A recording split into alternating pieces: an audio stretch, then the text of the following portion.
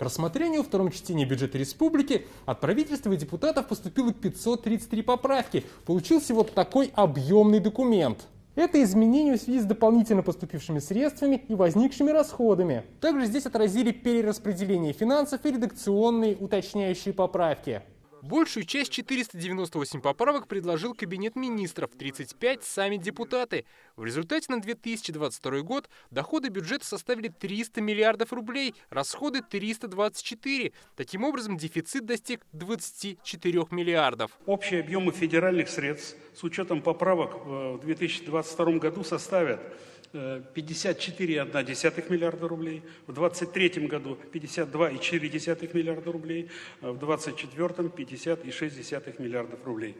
Софинансирование со стороны Республики Татарстан обеспечивается за счет увеличения расходной части бюджета на следующий год на 3,2 миллиарда рублей. Главное, как отмечает казна, как и ранее, социально ориентирована и направлена на развитие республики. Фарид Мухаммедшин подчеркнул, руководство Татарстана сознательно пошло на увеличение расходов.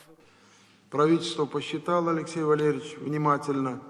Нам выгодно поддержать и привлечь эти федеральные деньги и искать средства на софинансирование для того, чтобы республика не отстала в своем развитии. Но это потребует, еще раз скажу, огромной работы. Вопросов к представленному проекту бюджета у депутатов не возникло. В итоге большинством голосов парламентарии приняли документ во втором и окончательном третьем чтении.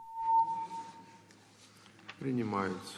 Еще один важный вопрос сегодня – обсуждение федерального законопроекта о введении по всей стране QR-кодов для посещения общественных мест и поездок в транспорте. Он был внесен в Госдуму 2 недели назад, и за это время регионы должны были выразить свою позицию. Комитет по социальной политике рассмотрел данный законопроект и предлагает его поддержать. В красной зоне сегодня сколько медиков работает?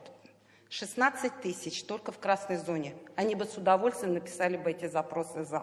Но им некогда. Они спасают жизни наших с вами граждан. Проект федерального закона вызвал бурную дискуссию среди депутатов.